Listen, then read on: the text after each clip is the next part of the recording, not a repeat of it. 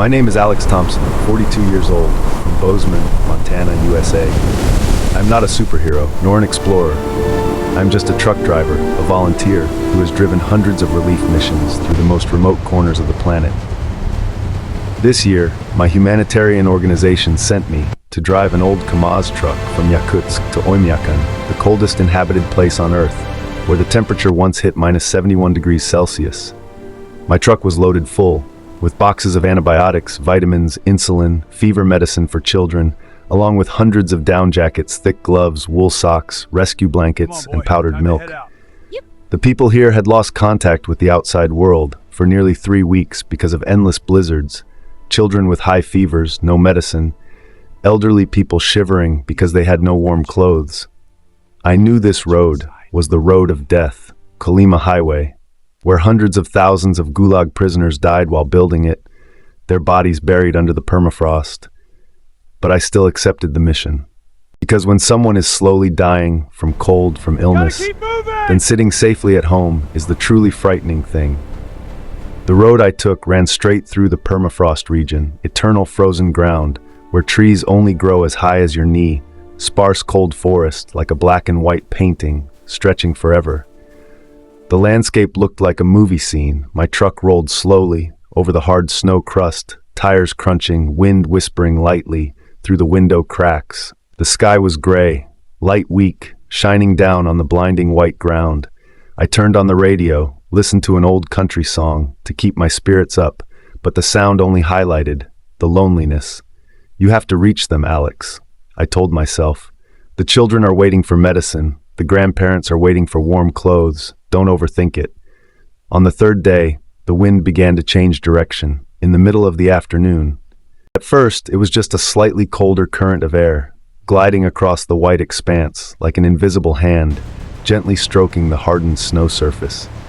I kept my grip firm on the wheel, eyes fixed on the white ahead, mouth whispering, "You have to reach them." But only a few minutes later, the sound of the wind grew heavier, thicker, as if something enormous was crawling closer from the far horizon. No one needed to say it. I already understood. A real blizzard was forming. The temperature at that moment was already minus 43 degrees Celsius. When the wind rose, the felt temperature dropped toward minus 55 degrees Celsius. My breath, the moment it left my mouth, froze into tiny crystals, clinging to my eyelashes, sealing the edges of my face mask in frost. I pressed the accelerator lightly. The will to deliver aid was the only thing keeping me from turning the truck around. But then, the engine began to cough. The extreme cold thickened the oil like glue, the battery weakened, headlights dimmed. My truck plunged into a hidden snow crevice. Front wheels stuck hard. I tried to restart, useless. Engine dead, battery drained. The truck sat motionless, in the middle of the road of death, in the middle of the sparse cold forest, in the middle of endless white. I looked at the clock, minus 47 degrees Celsius, and still dropping fast. Wind howled stronger. Snow began to swirl. I quickly grabbed my emergency aid backpack, medicine, sleeping bag, flashlight, dry firewood reserve, and stepped outside. The wind knocked me down. Immediately, I crawled up, eyes stinging from snow. About 800 meters away, I saw a blurry shape, a small wooden cabin, completely isolated, like a black dot in the white sea. I had no choice. I shouldered 2 boxes of medicine and a bag of warm clothes, bowed my head against the wind, walked step by slow step toward it. Each step sank to the knee. Each breath felt like it lasted hours. I counted each step, 1, 2, 3, to keep rhythm, to avoid panic. The door hinge let out a dry, prolonged creak, like the groan of something just awakened after decades. Inside, nothing special. An old iron stove covered in dust, a few torn armchairs, a long wooden table with faint knife carvings, and a wooden staircase leading to the pitch-black attic. The smell of aged pine mixed with cold metal made the space feel both confined and strangely empty. I lit the fire immediately. The flames flickered weakly, golden light dancing on the rough wooden walls. I sat down on the floor, breathing heavily, and accidentally flipped open an old notebook lying under the table. Yellowed pages, shaky handwriting in Russian, and a few scattered English lines. I translated roughly on my phone. 1947, 3 aid drivers stopped here. Morning came. Only one survived. The other 2 opened the window. In minus 50 degrees, because they felt abnormally hot. They thought the house was burning. Next page, 1963, driver heard metallic impact behind the truck, stepped out to check, never returned. Then 1952, group of 2 on snowmobile, disappeared right nearby, no bodies found. The notebook clearly recorded, this cabin had been a stopping point for many aid and transport teams before me, and many people had died right here, not because of ghosts, but because of wrong decisions, forced upon them by the cold. I sat motionless. This was not an ordinary abandoned house. This was the legendary cabin that locals still whispered about. There, people make the wrong decisions.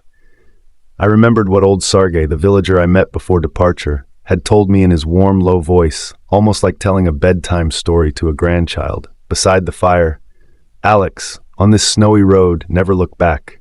The drivers who came before you are still there. They whisper, come back, it's warm behind you. If you turn your head, you will never reach your destination.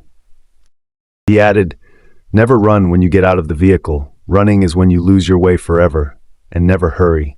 Hurrying is when you open the wrong door. I smiled to myself. As an American, I believe in science. I knew it was paradoxical undressing. The brain deprived of oxygen creates a false sensation of heat. I knew about the third man factor, the feeling of an invisible third companion, in extreme isolation, but sitting alone inside the cabin. Amid the wind howling outside, like metal scraping metal, I began to feel something different, not supernatural fear, but the fragility of myself. The first night passed very slowly, like a slow-motion horror film. Outside, the wind did not roar dramatically. It simply moved steadily, carrying fine snow, sliding horizontally across the ground like a white curtain, breathing. The silence here was what made people tense the most. Around midnight, I heard a very soft tap, right at the front door, not the wind, not falling snow. I picked up the flashlight, walked closer. The door handle burned cold through 2 layers of gloves. When I cracked the door open, a blade of freezing air sliced into my face like a sharp knife. Right on the doorstep lay a small Arctic fox on its side, body rigid, fur coated in a thin layer of frost like glass. No blood, no bite marks. It had run to the closest warm place within kilometers and collapsed right at the door. Only 3 steps away, I stood staring for a long time. My breath freezing in front of my face. That image made me understand why locals called this cabin the test. I closed the door, but my mind was no longer calm. I knew this was just normal biology, but the brain in extreme cold works differently. It scans endless danger scenarios, down, pulled the sleeping bag up, but could not sleep. I thought of my family in Montana, my wife and 2 children, waiting for news. I thought of the children in Oymyakon, burning with fever, without medicine. The will to deliver aid was the only thing keeping me awake. The next morning, the blizzard had not fully eased. I decided to stay another day because the truck could not be fixed in such deep snow. I walked to the nearest village, met old Sergei and a few villagers. They invited me to sit by the fire, brewed hot tea from dried leaves, and told stories in a slow, warm voice. Old Sergei looked at me, voice lowered. Alex, this snowy road has legends from the old Soviet times. If you drive alone and hear another engine running parallel to yours, don't look out. Those are the drivers who vanished long ago. They want company. If you turn your head, you will veer off course and disappear forever. Old Lady Anya added, and never run when you step out of the vehicle. Running is when you lose direction forever. Walk slowly, count each step, and never rush to open the door.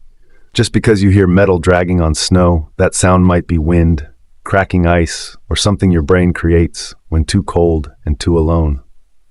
I listened, nodded. As an American, I like stories like that. They don't scare. They remind us that even with modern GPS, we humans are still just small creatures, before nature. I returned to the cabin, carrying more stories in my head. The second night, light footsteps on snow sounded outside the door, very slow, very clear. I did not open immediately. I sat still, remembering Sergei's words, "Don't rush." The footsteps stopped right against the wall. My heart pounded. But I stayed calm. I reminded myself, this is thermal cracking, snow splitting from pressure changes, or wind, or an animal. But my brain had already started connecting everything. The dead fox, the metal sound of 1963, the lost snowmobile team of 1950. All of it happened within a few kilometers around this cabin. Not because the house was haunted, but because it was the only landmark in a featureless white void where humans easily fall into the third man factor, the feeling of an invisible third person walking beside you, leading to wrong decisions. I lay down, but sleep came in fragments. I dreamed of the drivers before me. They opened the door, stepped out, and vanished into white. I woke in the middle of the night, cold sweat running, even though the room temperature was below zero. I stared at the fire, wondering, if I heard an engine right now, would I have enough calm, not to open the door, just to check? On the afternoon of the third day, the blizzard truly arrived, like a disaster film. Wind speed strong enough to knock an adult down. Snow swirled into a thick white curtain, visibility only a few meters. I hurriedly brought more boxes of medicine and warm clothes inside. The stove fire flickered weakly. I knew if the fire died, everything would end in 1 hour. I thought of the families ahead in the village. They were waiting for antibiotics, waiting for jackets, waiting for me. That will made me determined. Even if this road was death, even if the blizzard wanted to swallow me, I had to survive, to continue the journey. The storm lasted all night. The roof shook violently. Snow piled chest high outside the door. A sharp cracking sound came from the water pipe at the back. I put on thick layers, wrapped my face, leaving only my eyes, opened the back door, and stepped out. The wind knocked me down instantly. Snow stabbed my face like thousands of ice needles. Just a few minutes to check the pipe. My gloves soaked through, then froze solid immediately. Fingers completely numb. That was when I understood most clearly. Frostbite does not always hurt. It silently steals sensation. In terrifying silence, I chipped ice off the pipe. In those few terrifying minutes, wind howling like metal scraping metal. I retreated inside, snow spilling over the threshold like a small avalanche. We slammed the door shut. The fire hissed as cold air rushed in. Around 3 a.m, the fire nearly out. I placed the last log inside. I sat watching the glowing coals, cold sweat running down my spine, even though the room was below zero. I remembered everything the notebook recorded. The drivers before me. Opened the door because they felt abnormally hot. Stepped out because they heard metal. Kept walking because they believed safety was just ahead. All of them believed they were making the rational choice. And all of them were wrong. Because of one moment when the cold tricked their brain, I felt a strange urge to open the front door, just to check if the truck is okay. I stood up, hand touching the latch, metal ice cold. I stopped, heart pounding hard. I asked myself, is this the third man factor whispering? Or just the oxygen-starved brain trying to save me by creating illusion? I turned back, sat down by the fire, clenched my fists to stay calm. You cannot open the door, I whispered. The children are waiting for your medicine. The next morning, the storm eased. I shoveled snow to open the door. The outside world had completely changed, snow chest high, my truck now just a giant white mound. But I still stepped out, began digging a path for the vehicle. The fox on the doorstep had vanished, buried under fresh snow. The silence enveloped everything, making me shiver. No birds, no animal sounds, only white and absolute silence. It took me nearly a full day to dig the truck out and temporarily fix the engine. Finally, the engine roared back to life. I drove on to the village. When I delivered medicine, warm clothes and blankets to everyone, children smiled receiving vitamins and milk powder. Elderly people held my hand, thanked me in trembling voices. Old Sergei looked at me, smiled. You did not look back, you did not run, you did not rush to open the door, you passed the test of the cabin. I stayed 3 more days to help distribute medicine, fix water pipes, share warm clothing. In the evenings by the fire, they told more legends about the third man, the invisible figure guiding the lost in blizzards. But if you believe and follow, you walk forever.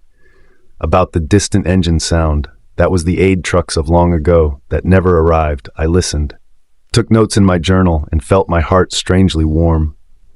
As an American, I came here on a mission of aid, but it was the people here who aided me by reminding me that true strength does not lie in trucks or GPS, but in the ability to stay calm when everything around you wants you to open the door and step out.